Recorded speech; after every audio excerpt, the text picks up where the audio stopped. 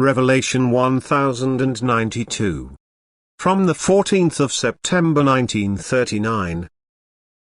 Opposing powers uninvolved in natural events.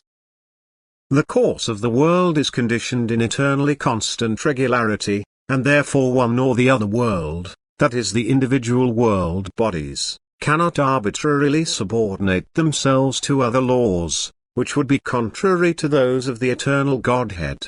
Therefore it is also impossible that the forces from the underworld could take part in any way in the governing of the creation or could express their power in such a way that the effects of these would be recognizable contrary to the divine will.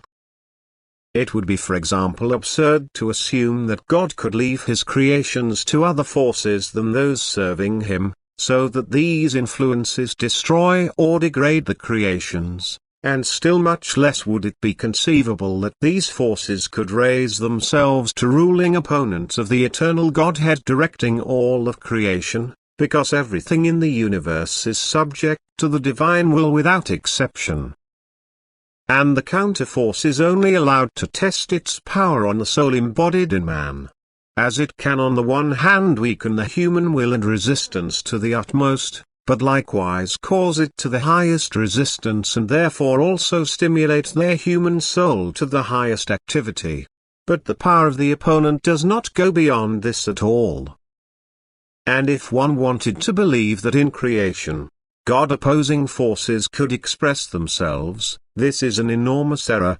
The course of the worlds will remain the same in eternity, and all celestial bodies, all suns, all world bodies will move in the order which has been predetermined for them since eternity, and every change will still be based on the same, since eternity determined, wise plan of the Creator.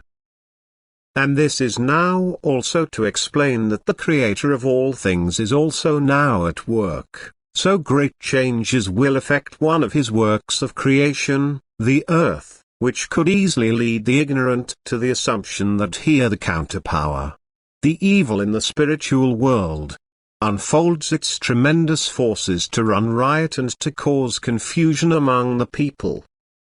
The demons are certainly at work, however not directly, to transform the earth's surface. But they have exerted their influence on the human soul and so completely weakened their will to resist and forced their will upon themselves, that the deity now wants to put an end to this activity and thus wants to prove to humanity the perfection of his power, which extends over all areas, in order to turn their mind to him, since there is no other option. The human being's free will shall remain untouched and yet the soul, which has already become too deeply entangled in the enemy's nets, shall be offered help in its dreadful situation. And therefore should man's thoughts concern themselves a little more with the origin of all creations, who looks at everything what is created and is able to recognize the will of love, which moved the Creator of all things to let everything come into being, he will also recognize the wisdom which guides and leads everything created. And therefore he will also then recognize the hand of the divine Creator in all events originating in the rule of nature.